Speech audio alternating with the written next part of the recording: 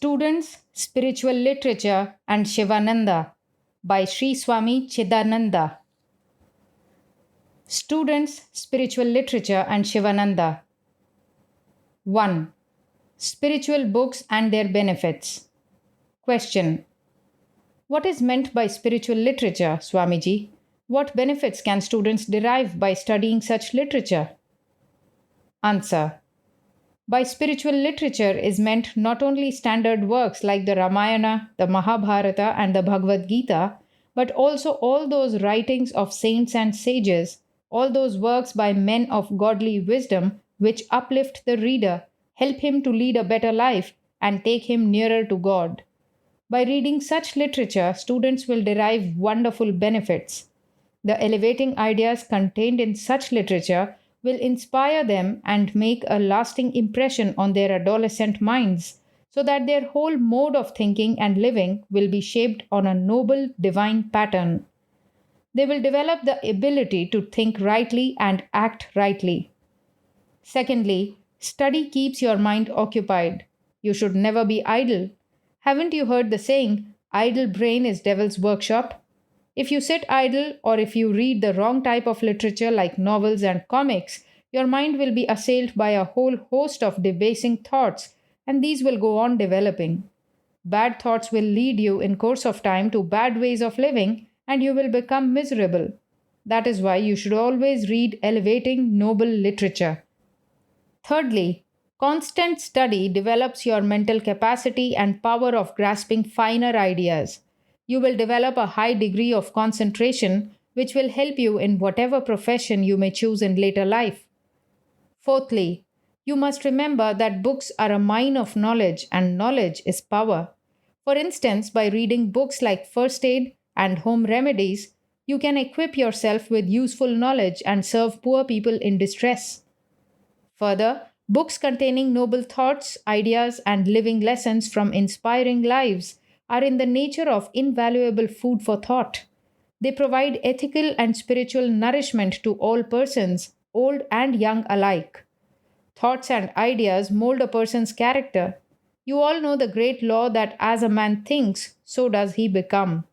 Thus, by regularly reading pure and great books written by noble and godly persons, the mind is filled with pure and sublime ideas. These help to transform you into noble persons with lofty character and godly nature. Thus, study of such books becomes the basis of a noble and glorious life. 2. Holy authors. Question. Who is authorized to write spiritual literature? Answer. Not all are authorized to write spiritual literature, for if they would say something wrong, there is the danger that the reader might be misled into following the wrong advice. You must remember that with the masses, the printed word goes for biblical truth. It is only the God realized sage who has all the weight of divine authority behind him who is competent to write spiritual literature. It is also permissible for advanced sadhakas, those who practice what they say, to write about spiritual matters. Apart from this type of spiritual literature, there is, however, the permanent treasure house of divine wisdom in the form of the great scriptures, which are the wealth of all mankind.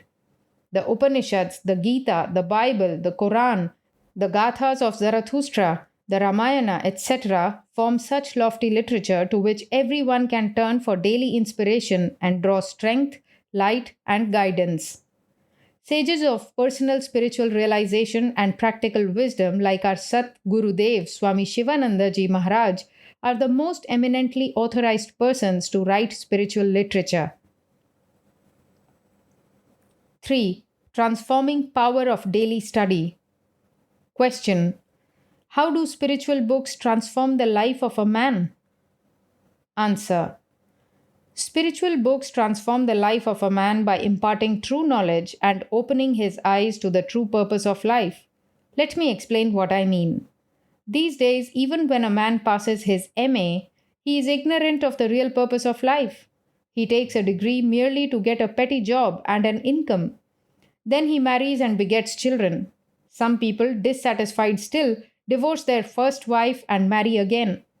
The foolish man thus searches in vain for happiness in wealth and women, without understanding that both wealth and women are perishable. Spiritual books tell such a person that lasting happiness cannot be had in perishable objects, but can be had only in God.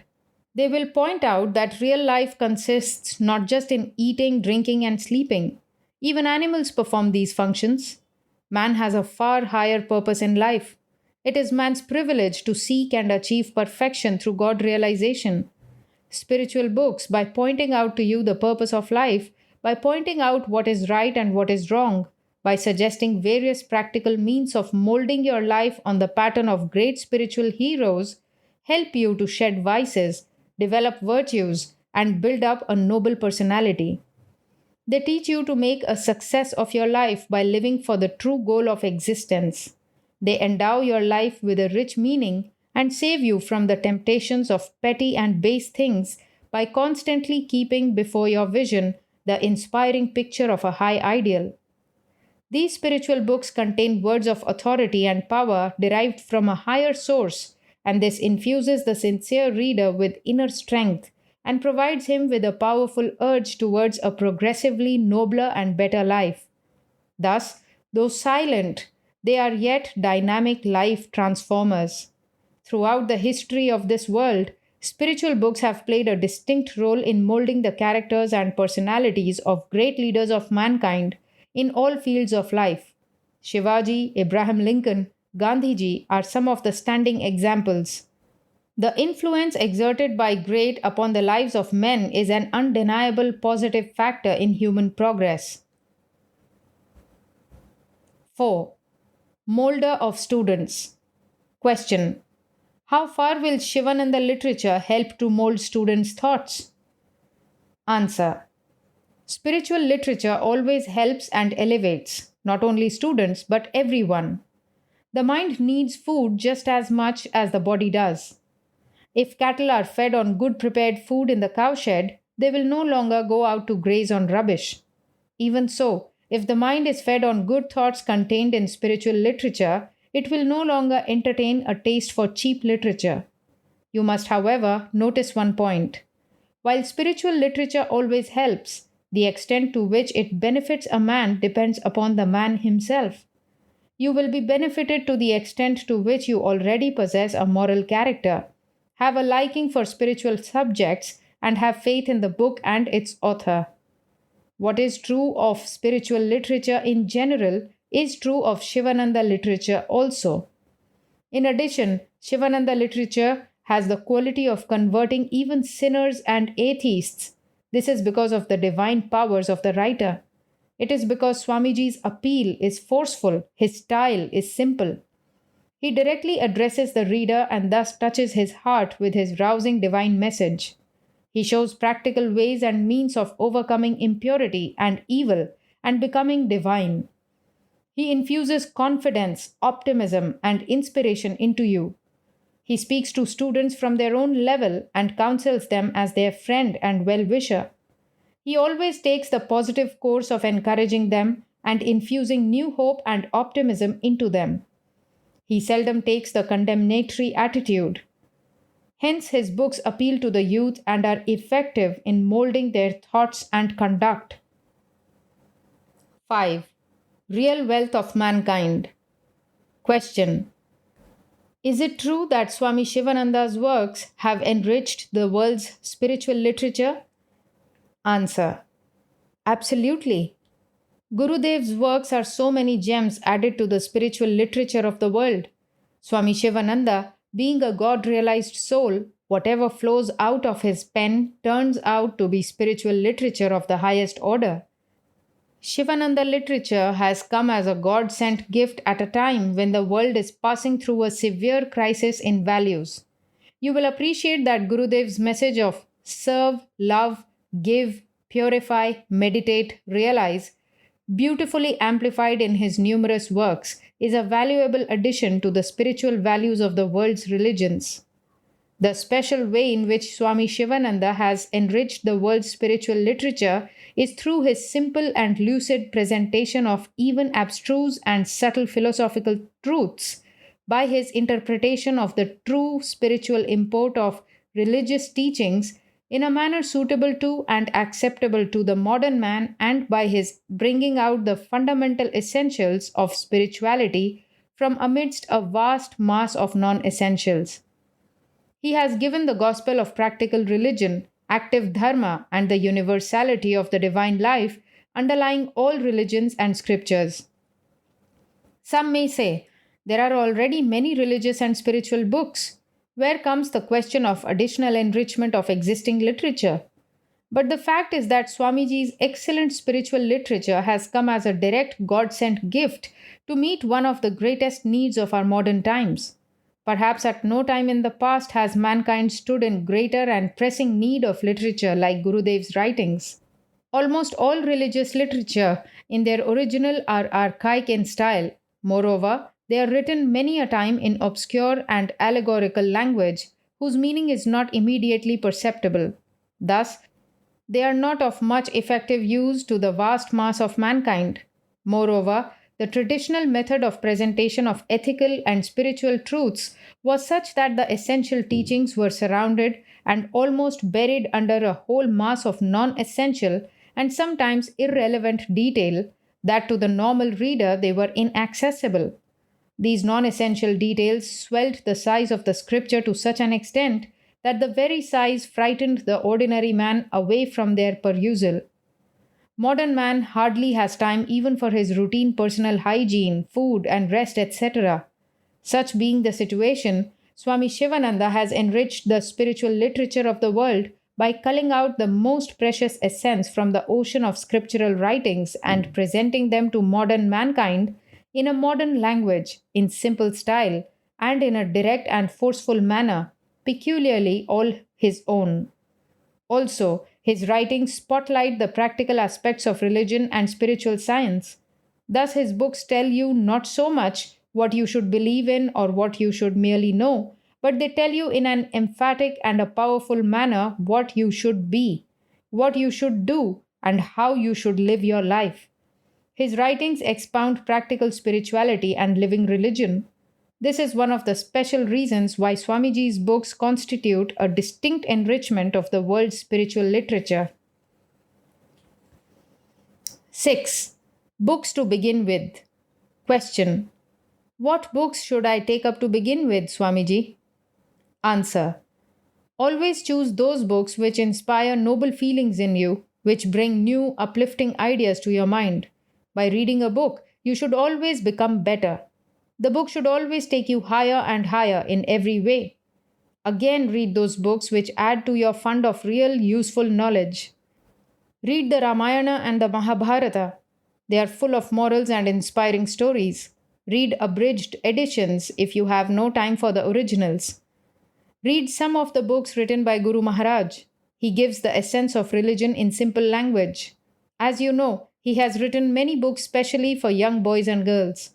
Read his ethical teachings, sure ways of success, practice of brahmacharya, students' success in life, divine stories, divine life for children, Gita essence for children, etc. Study his works on mind control and the cultivation of virtues. You will be immensely benefited. 7. Secret of Swadhyaya. Question. What is the benefit of reading books like the Ramayana and the Gita again and again every day, Swamiji? Answer. I shall tell you why repeated Swadhyaya or study of spiritual literature is necessary. You will understand it better if I give you an illustration. Take a nail and try to hammer it somewhere in one stroke. The whole of the nail will not go in. You will have to hit it repeatedly, several times before it gets in well. Also, if you wish your body to grow or a plant to grow, you don't simply feed or water it once and sit quiet. You have to take nourishment daily. You water the plant daily. You do this day after day without fail. Similar is the case with study of spiritual literature. It is only by daily reading that the ideas will get deeper and deeper into our mind. The mind will be gradually purified. Study of sacred scriptures like the Gita set up beneficial vibrations and thought currents in your mind. They will shape your life nicely, and you will also gradually become a hero like Arjuna or Bhishma or Hanuman by constantly dwelling on their noble virtues. Even if you read these holy scriptures without understanding their meaning, the atmosphere wherein you read them will be purified, just as a cheerful atmosphere is created when you meet your friends and exchange some words of greeting which may not have any significant meaning. Reading of scriptures is always good, and when it is done with the knowledge of the meaning, the benefits are increased manifold. Moreover, as you breathe fresh air regularly, constantly, and continuously in order to sustain your prana, and similarly eat food daily, month after month, and year after year, in order to nourish your physical body, even so you must understand that the moral and the spiritual being of man need to be given their own nourishment. Devotional and spiritual practices are the indispensable nourishment for our soul.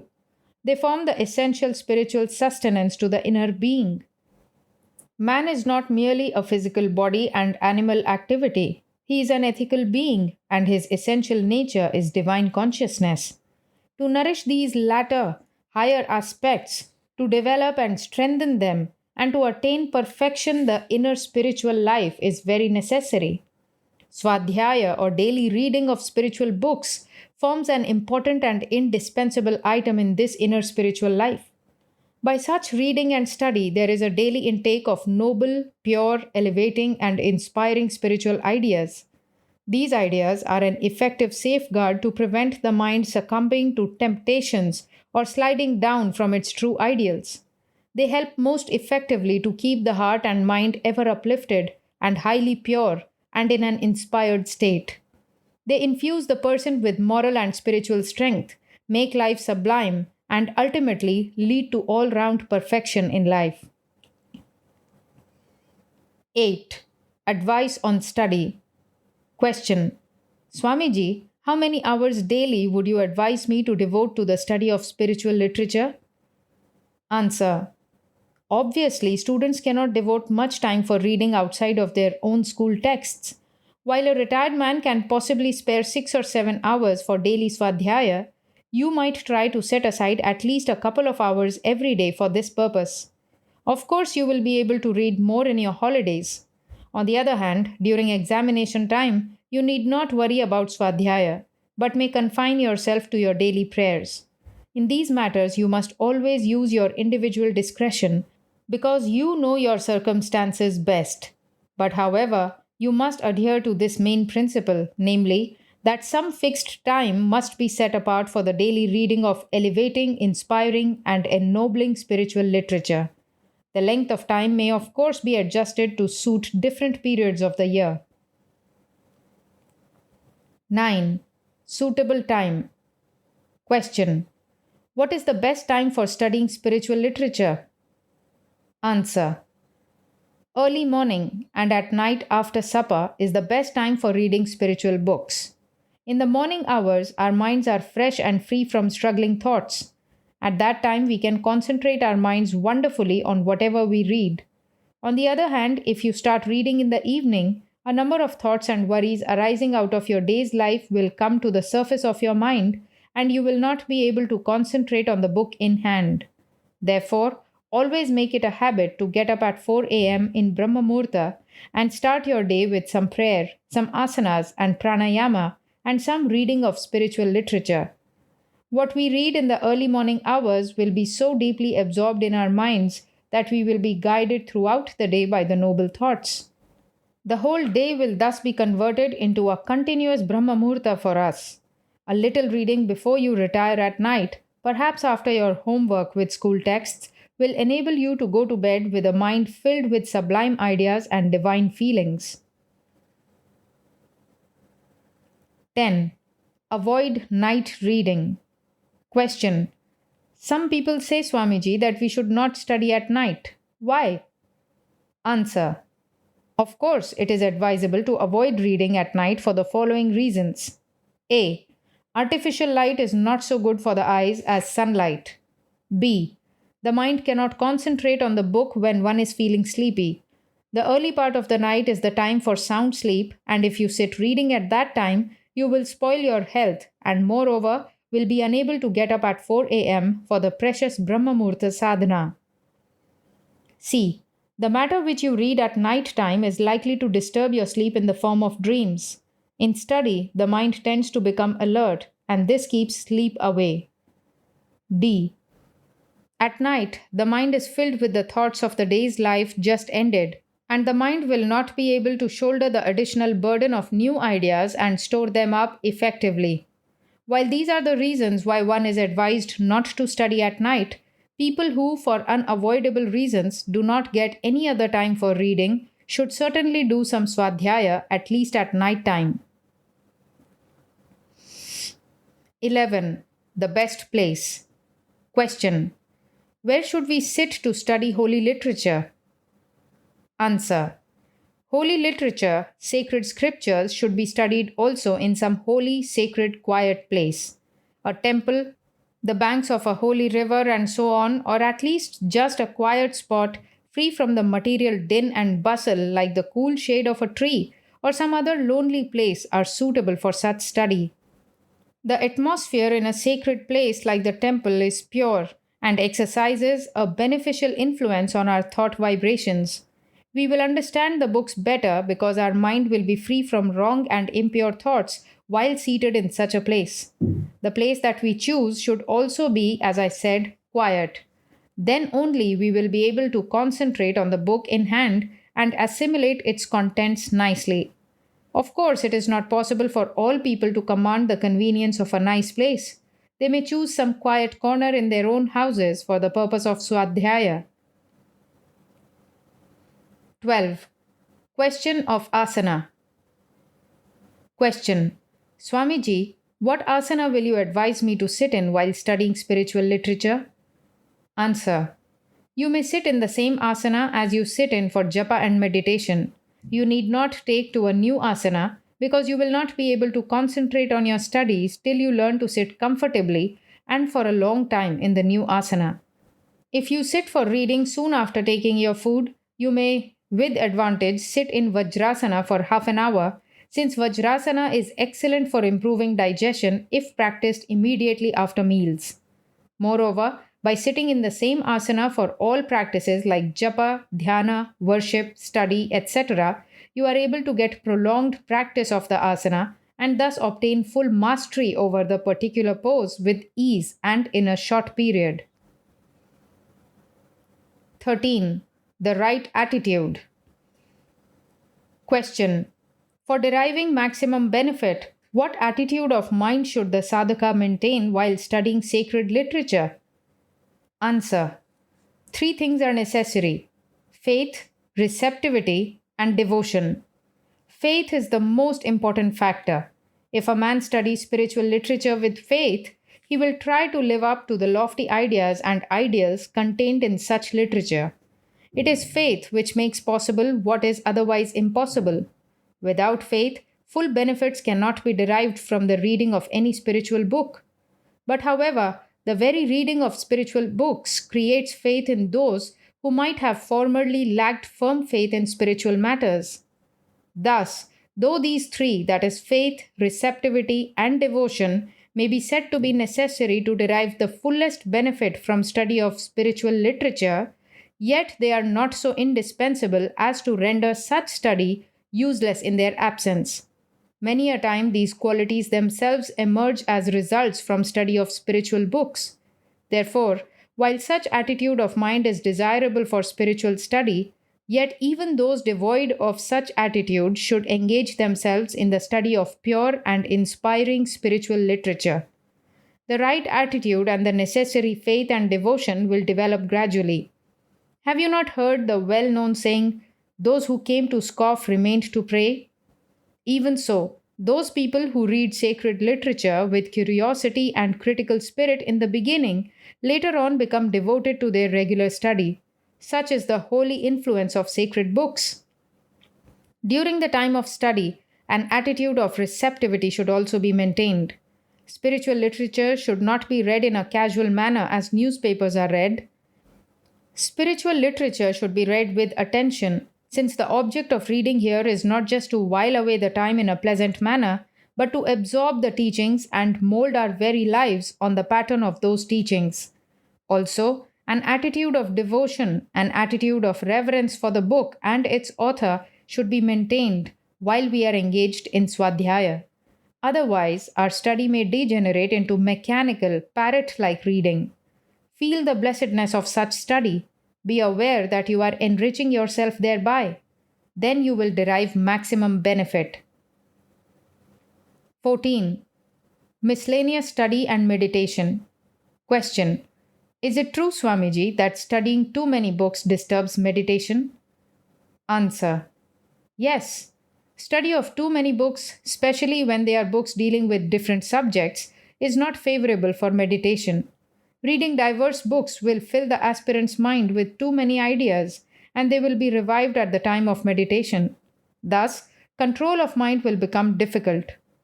As you know, for good meditation, one pointedness or ekagrita is the most essential thing. By reading a large number of books, this one pointedness is disturbed. The best thing would be, therefore, to stick to a few select books at a time and fully assimilate and absorb the teachings contained therein. 15. Whole-timed dhyana. Question. When should an aspirant give up studying books? Answer.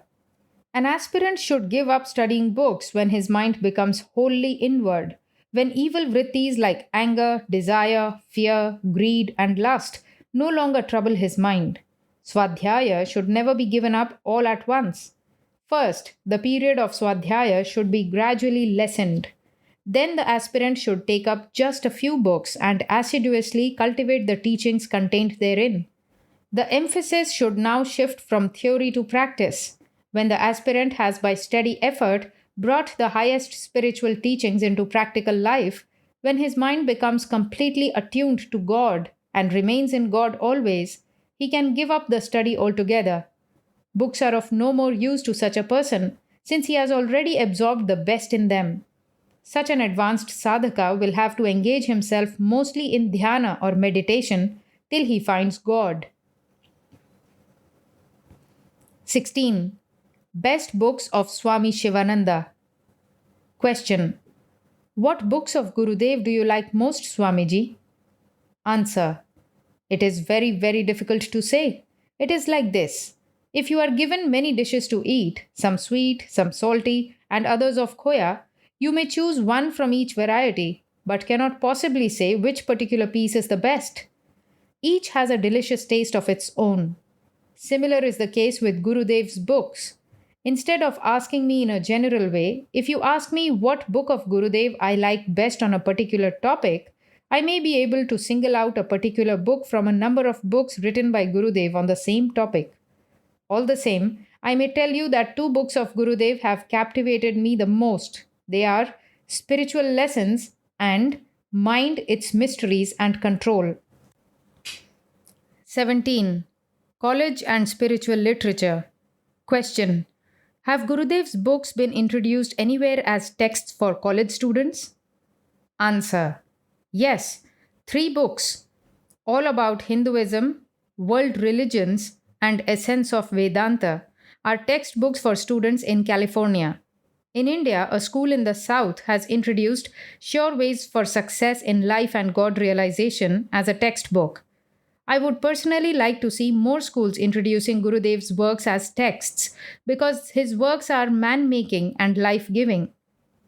It is true that nowadays boys prefer stories to treatises on God, but then Gurudev has written the books Spiritual Stories, Philosophical Stories, and Divine Stories, which are so much liked by boys and girls. These at least can be introduced in our educational institutions as texts. 18. Books for modern students. Question.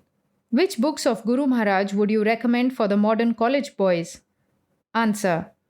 I would say that the college students should read as many books of Gurudev as possible. Sivananda literature will enable them to overcome fear, anger, and other vices, to develop a strong will, and to understand the true aim of life. While Gurudev has written nearly 300 books, the students should try to study at least the following, which contain the cream of Gurudev's Upadesha to boys and girls. 1.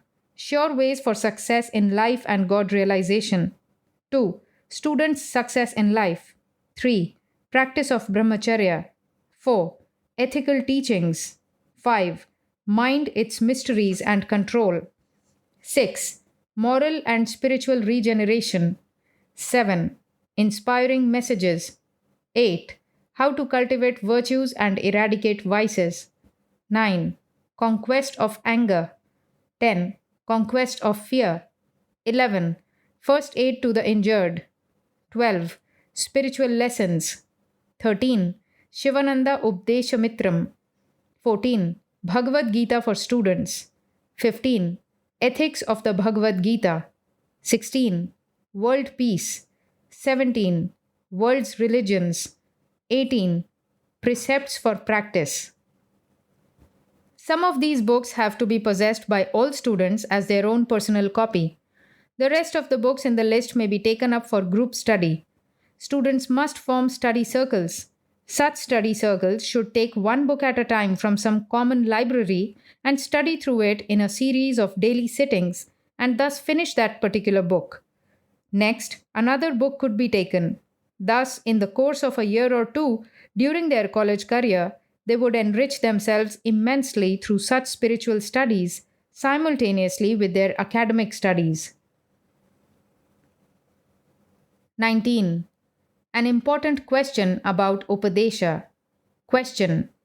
What in essence is Gurudev's Upadesha to students? Answer.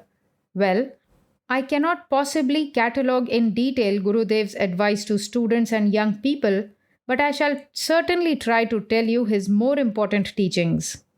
A. For students, the primary concern should be their studies. B. They should obey their parents and teachers and respect their elders. C. They should strictly avoid bad company because a man becomes what his friends are. It is better to remain alone than to mix with bad company. D. Students should exercise self-control, maintain self-discipline, and display self-confidence. These are virtues which will not only stand them in good stead in their school and college days, but will also lead to success in every walk of life later on. E. Students should live a simple life and should adhere to the best in their national tradition and culture and give up imitation. It is regrettable that our students should take to Western dress and modes of living, neglecting our own glorious culture bequeathed to us by our forefathers. F. Students should serve the poor, the sick, and the illiterate. This will develop in them virtues like selflessness, mercy, and tolerance, and enable them to mature into citizens worthy of their great country. G. Students should, of course, be regular and punctual. The time of youth is most precious and should never be wasted. H.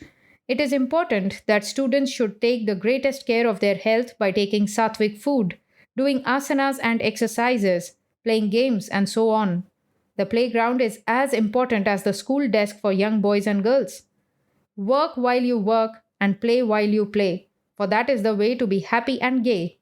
Students must be established in moral purity and brahmacharya. Students should always remember God. They should pray daily. They should start and end every piece of work with God's name. Do not go away with the feeling that Guru Maharaj is very strict with students. Almost all that I have said will be applicable to others also. In fact, Gurudev, if at all he exercises partiality, exercises it in favor of young men, and it is out of overflowing love for them and regard for their welfare that he gives all this advice. Therefore, it is but fair that you should strictly obey his teachings.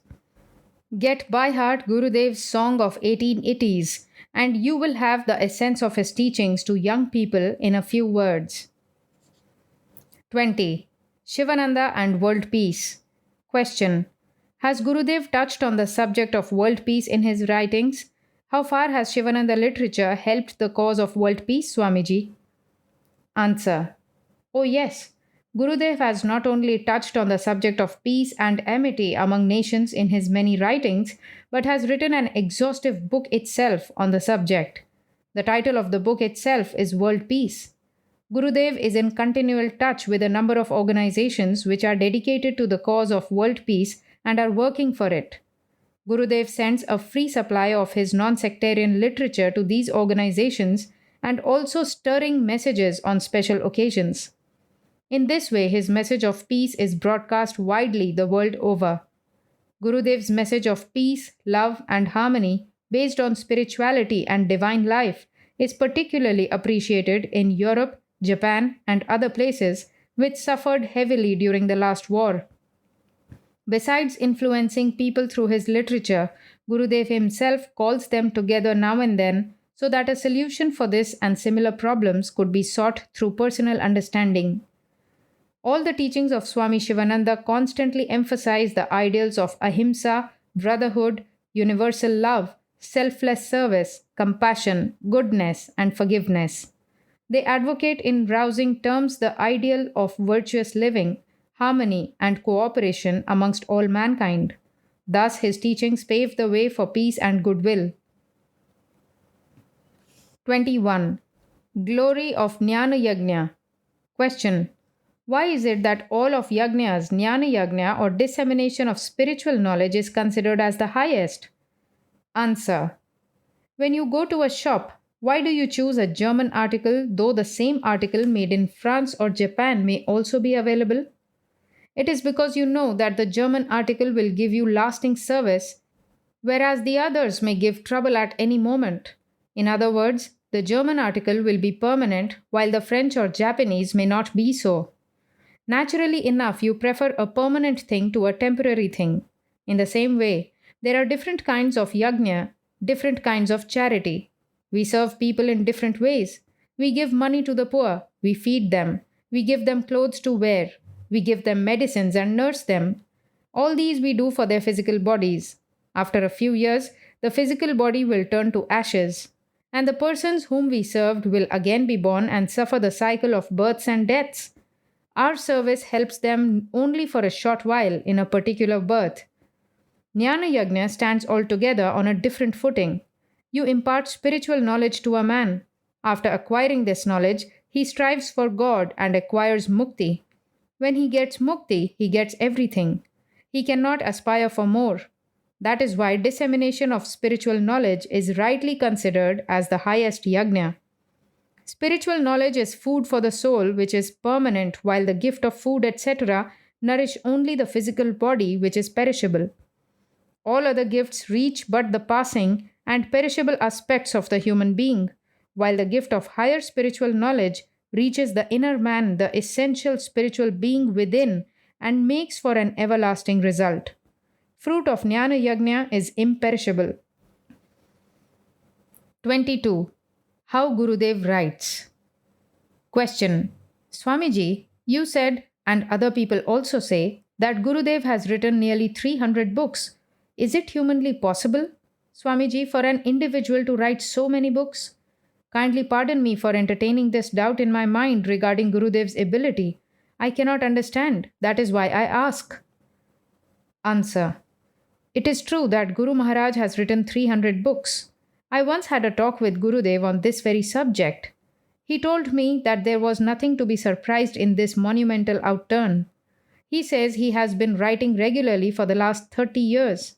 He has a time fixed for writing every day, and he adheres to it strictly. Also, he is an extraordinary rapid writer. His speech is unusual and astonishing. When he sits at his desk, his pen is moved by inspiration. Unlike most of us, he does not have to wait for moments of inspiration. Thus, he has been able to write about 10 books annually. Of course, we cannot do so, but considering the attainments of Guru Maharaj, who has God's grace always with him, there is no cause for surprise in the perpetual flow of Sivananda literature. I hope your doubt is cleared now. 23. Need for spiritual books. Question. Swamiji, I have just one more question to ask. Here again, please do not misunderstand me. My doubt is genuine. Could you kindly tell me why Gurudev should write so many books? Answer. Oh yes, I can clear your doubt. You know that in this world no two persons are alike. If there are crores and crores of men, women and children in this world, there are crores and crores of temperaments and needs also. Each aspirant has his own doubts. Each aspirant has his own tastes. Each sadhaka has a different need to be fulfilled. The worries, the botherations, the fears of people are not always the same. Our Gurudev's mission in life is not to satisfy just this person or that, but everyone.